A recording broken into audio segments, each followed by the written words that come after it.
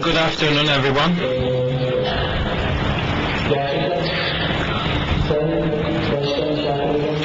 Now, as stated by Professor Shakir, the chairperson, I think it might be somewhat normal to have slightly diminished attendance given the good weather outside and this being the first session after lunch. Now, there has been a change in the program. Brian Leonard is no longer with us, could not come. I think his spouse had a seizure, and he notified us that he would not be able to come. Now, since I had previous research in the field, in a similar field, the organizers of the Congress asked me if I could deliver a presentation on the same topic. I couldn't say no, so that's how I am here. And I'd like to thank the chairperson for his kind words. I learned a lot from Professor Shakir, our chairperson, and even a couple of weeks ago I actually had a very long phone conversation with him regarding a couple of patients asking him for advice. So of course the learning never stops. And Professor Leonard was actually going to talk about metabolic syndrome in depression, causes and consequences. With your permission, what I am going to do is this. I'm going to talk about metabolic syndrome in psychiatric disorders, so from a more general perspective. And Professor Leonard, I guess, would have talked about some inflammation-related work, because he's been working in this field for many years, and I'm going to try to cover that issue as well. But of course, as you would appreciate, since I do not master the subject of inflammation as well as he does, I will not be able to go into the same level of detail that we would have expected from him, but I'll try to give you a summary nonetheless, trying to incorporate some of the messages that he would have given during his lecture according to the tips we received from him. There will be two main chapters in my presentation. First, focusing on what metabolic syndrome actually is, because recent publications have shed light on this issue a bit more, especially those working outside the field of psychiatry. They talk about cholesterol, hyperlipidemia, diabetes, and hypertension, right? These things are brought together, and it helps you with the definition of a syndrome. It's not a disease, it's a syndrome. And it's been keeping clinicians and researchers busy for many years, and there is an abundance of data now available. And the truth of the matter is, we actually do observe metabolic syndrome in our patients. Now, this defined syndrome, what is it exactly? I'd like to go ahead and talk about that. In recent years, maybe you have come across certain articles. No, it's not me, right? Okay. Now, in recent years, there has been some new ideas as to maybe revisit the concept of metabolic syndrome. I will not go into those discussions, but rather go into metabolic syndrome as it is, as what we know about it already. So why is it important, and why does it have a place in psychiatric disorders? That will be the essence of my presentation. Its prevalence and potential reasons for comorbidity. Why is it so prevalent? Why do we see it more often maybe in psychiatric disorders? Now, metabolic syndrome, as you all know, is on the rise, is on the increase in our country and throughout the world. Just to give you a general idea as to what it is, central obesity plays a very important role. So truncal obesity, you may call it like that as well. So it's an abundance of adipose tissue in the body. But it's not only that. But in connection to that, there is also diabetes. The connections between the two have not been clearly demonstrated. You also have dyslipidemia and hypertension. These four parameters need to exist if we are to talk about metabolic syndrome, and the criteria are actually also based on these four. Now, here I brought you the criteria called ATP3 Adult Treatment Panel, short for adult treatment panel. Now this panel has a description, and this description will come up time and again if you go through the literature. There is also International Diabetes Federation, IDF.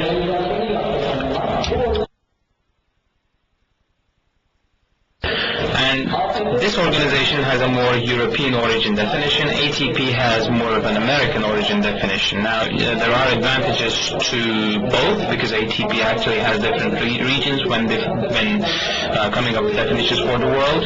But academicians have not opted for this method in the second classification system. Now, in some pieces of research, you actually find that both are used so that the literature becomes more comparable. And in some studies, they've done this to highlight regional differences. Generally speaking, when we look at the ATP criteria, abdominal obesity is the leading criteria. So, circumference of the waist circumference. But at what point exactly do we measure the waist? Is it at this point, slightly above? So there are some problems, and they tried to come up with a definition depending on anatomical features. So it's up on the iliac crest, right at the belly button, the widest point. So there are different opinions. There is no consensus. But in clinical practice, you can have a meter in your hand and do it easily. And in my opinion, and also the literature shows it, that when it comes to metabolic syndrome, this is the most critical parameter. Others require some tools, some lab work, etc. But the first one is something that each clinician can do with the help of an assistant or someone, or a nurse. It's very easy to do. And the most important criteria, again, is abdominal obesity. Triglycerids are another criteria. HDL, cholesterol, how low it is another criteria. Blood pressure is another one. And fasting blood sugar is also another criteria. Hyperlipidemia, hypertension, and diabetes. We get information about these three with these measurements. Abdominal obesity, again, the most valuable, the easiest to measure. That's the parameter to go for when we investigate metabolic syndrome. When we use these criteria, there is actually an initiative in Turkey, a study in Turkey that has happened to look into metabolic syndrome. And here you have some basic data from that study where researchers have gone to different cities. This was done in 47 cities among adults over the age of 20, a total of 4,264 people. So it's a societal screening, in fact. And here we see that we have a considerable population that meets the criteria for metabolic syndrome. Almost 1 out of every 3 person due to psychiatric conditions meets the criteria of metabolic syndrome. Again, to call it metabolic syndrome, when I go a slide back, you have to have 3 out of these 5.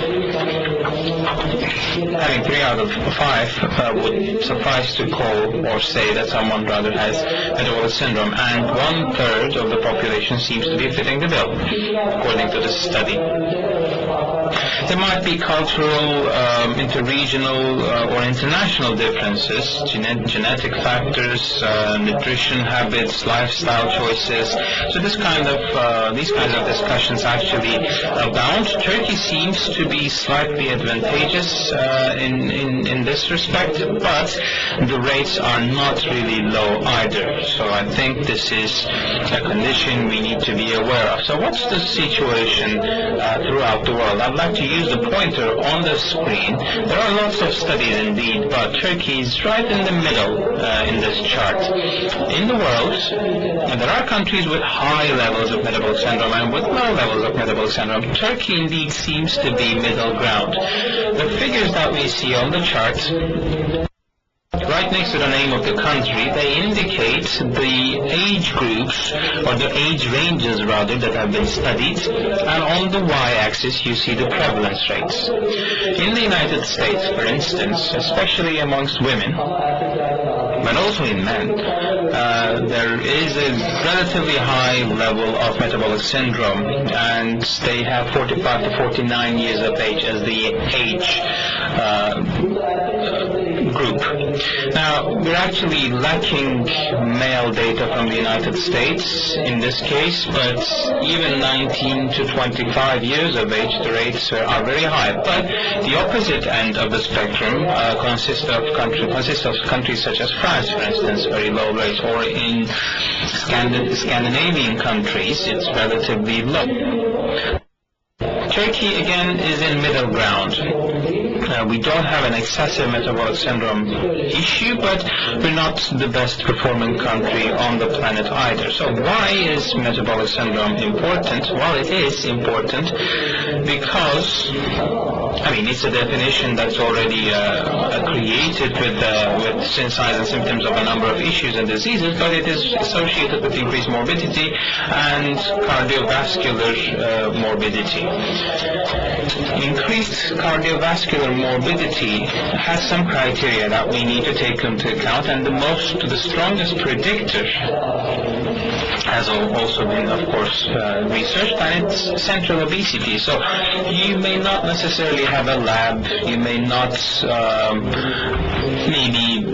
this is really simple, resort to having the blood pressure of an individual. It's really simple, but even if you cannot do that, you can simply measure the waist circumference, and that would give you a reliable idea as to metabolic syndrome and cardiovascular morbidity. So abdominal obesity is very important, and it is indeed the strongest predictor of increased cardiovascular morbidity. So what's the situation like in psychiatric conditions? There are lots of studies. I'll take you through some of them relatively quickly. Now, I don't know what preconceived ideas you have about the subject, but metabolic syndrome patients, those who are on medication or not, if I ask you about the prevalence of psychiatric conditions, I don't know what you would have answered, what you would have said, but this is a survey amongst physicians from the United States. 300 psychiatrists participated, and they were asked, what do you think is the percentage of metabolic syndrome amongst your patients? And the rate is very low, the first bar on top. And when different parameters are asked for, the second one is weight gain. More than 50% they say yes. But when you combine these parameters, in fact, what they give you is metabolic syndrome. But clinicians are not always aware. This was done in 2004. I think if we repeat the study nowadays, they will be more aware. But 10 or 15 years ago, this was the situation. And physicians actually said very different things according to the results of this trial. 82% say that they believe there can be higher metabolic abnormalities in schizophrenia patients compared to the general population, and they say that they will be okay with weight gain given the risk of the disease and the benefit of the medication. And almost all of the physicians, or rather 90% of course, say that they actually do take into account metabolic issues when selecting medications. So they are aware of metabolic issues, but they don't seem to be very aware of metabolic syndrome in those years at least. Now, this article is more recent. It's a meta-analysis. Now, there's a first episode, non-treated or treated. Both groups of patients are included. So those who are experiencing the first episode and being treated, and those who are experiencing their first episodes and not yet treated. They have three groups in this meta-analysis. And the groups are first episode schizophrenia patients. 26 studies contributed, a total number of 202,500 cases. Untreated schizophrenia patients, 19 studies, and a much larger number of studies on treated schizophrenia patients, and the groups are compared in this meta-analysis. The data they end up obtaining is this.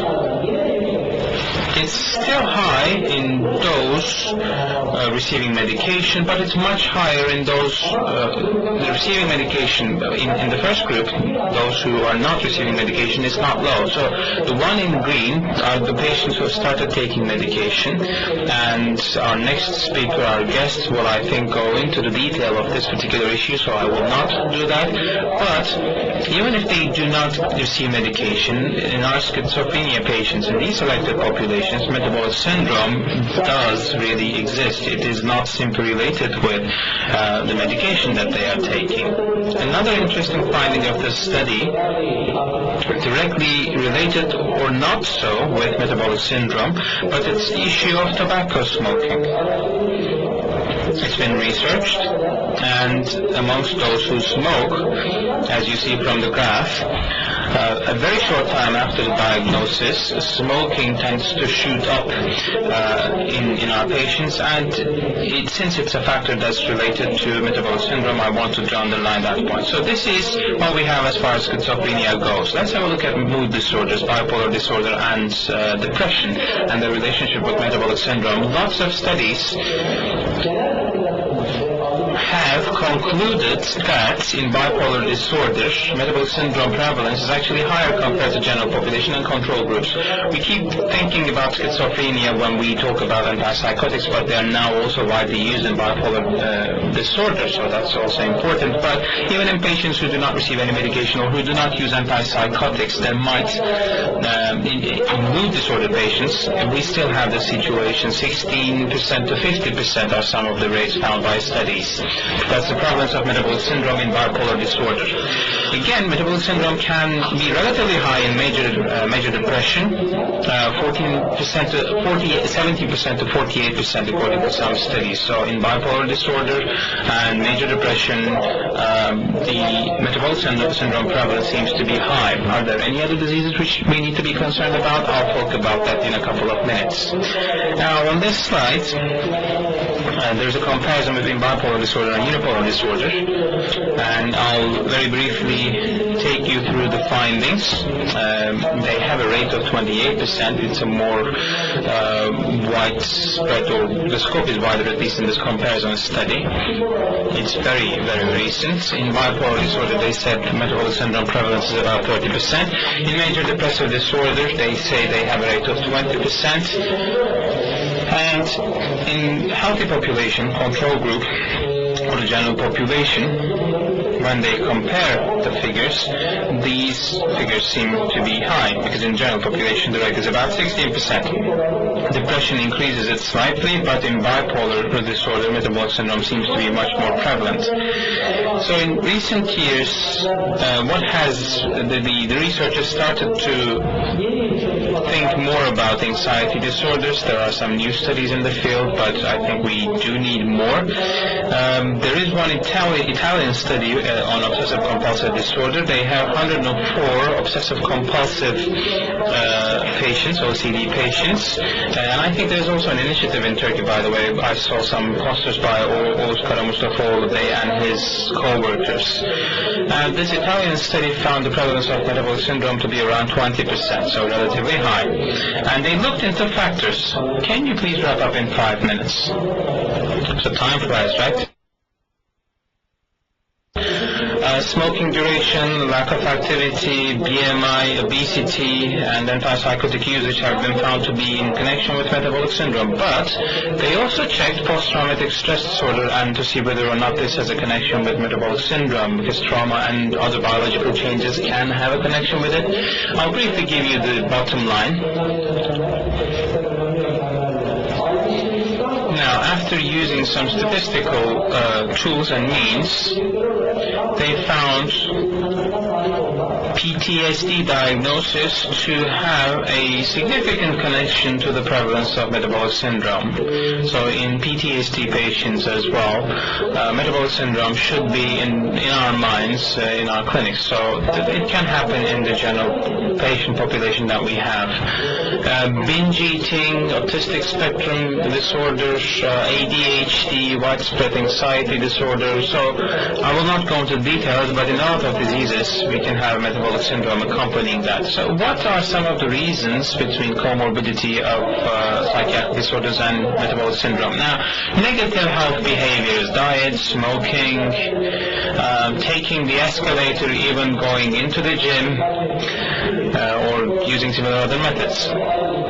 Medication, of course, can play a role. I'll skip that. And there can be some underlying biological factors. We can have four categories, basically. I mean, you can go into more detail, but given that we are running short on time, I'll talk about neuroregulation systems, serotonin, dopamine, MPI, CRH, or endocannabinoids. In terms of the etiology, this is a common group.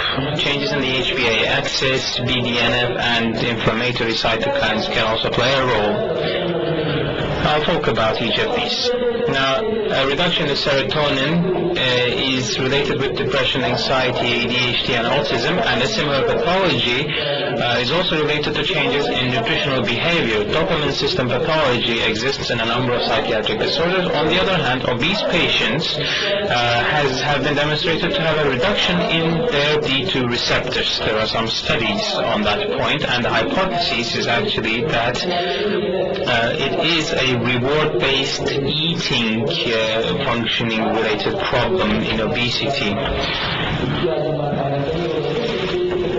because D2 receptors are hyperfunctional in this case. Now, when it comes to HPA axis, what do we know?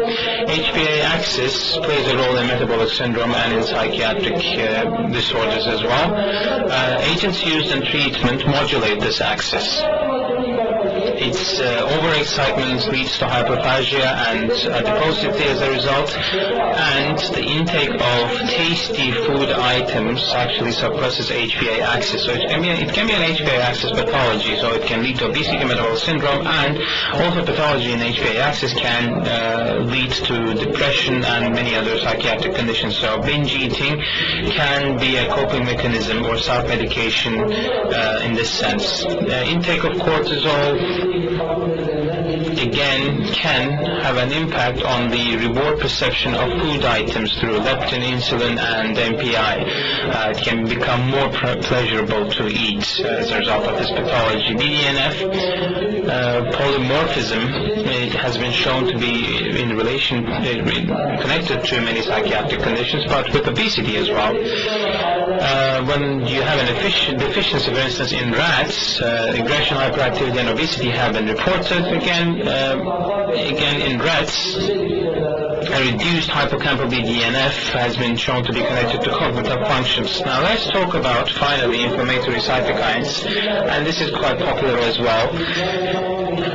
About 10 or 15 years ago, it was, I think, again popular in research circles. Fatty diet and obesity increase inflammatory response, so these are pro-inflammatory agents. An increased inflammatory response leads to insulin resistance and metabolic syndrome, which we described. In psychiatric disorders as well, inflammatory disorder seems to be higher, and insulin resistance and metabolic syndrome seem to be also more prevalent. The source of inflammatory response in psychiatric conditions might be chronic stress, or nutritional habits, eating habits, certain biological conditions as we've discussed, but in lots of psychiatric conditions, of course, chronic stress might be playing a role in PTSD as well. And when we say stress, of course, it's psychogenic stress. It might be the main source of inflammatory response according to certain studies. When we look at animal studies, we see that overexposure to inflammatory cytokines might lead to cellular abnormalities and behavior disruptions in rats. And again, serotonergic and dopaminergic systems of babies can be affected by maternal obesity. When we start talking about the baby, let's assume we have a mother with a psychiatric condition, pregnant of course, or metabolic syndrome related disease. So inflammatory markers of that mother will be high. This in turn actually has an impact on the brain and inflammatory markers of the baby, of the fetus. The fetus brain is impacted by these markers because placenta is very open to the transit of these markers. If you have metabolic syndrome or psychiatric condition in a pregnant mother, then it can be the basis for psychiatric disorders and metabolic condition, metabolic disorder in the baby. This is the summary, and I'll then have a final slide. So what's the connection between psychiatric disorders and metabolic syndrome? Which one comes first? Well, it's very hard to decide. But there are certain common mechanisms. The first one is neuroregulatory systems, as we've discussed. Another one is HPA-X. The other one is BDNF, and also very widely discussed inflammatory cytokines. There are certain anti-inflammatory studies where some anti-inflammatory agents are used, such as celecoxib. Metabolic syndrome seems to benefit from the use of these agents, and also depressive measurements or depression levels might be seeing some benefit from the use of these agents as well. So seen in this way, I think it's a two-way street, two-way interaction. So as a result, metabolic syndrome is quite widespread. It is related to cardiovascular mortality. Metabolic syndrome is quite prevalent in accompanying psychiatric disorders. There are many reasons for this comorbid situation. It might be environmental or biological changes. And this concludes my presentation. This book is quite detailed in terms of examining this relationship between metabolic syndrome and psychiatric disorders. So you might be interested in that. Thank you.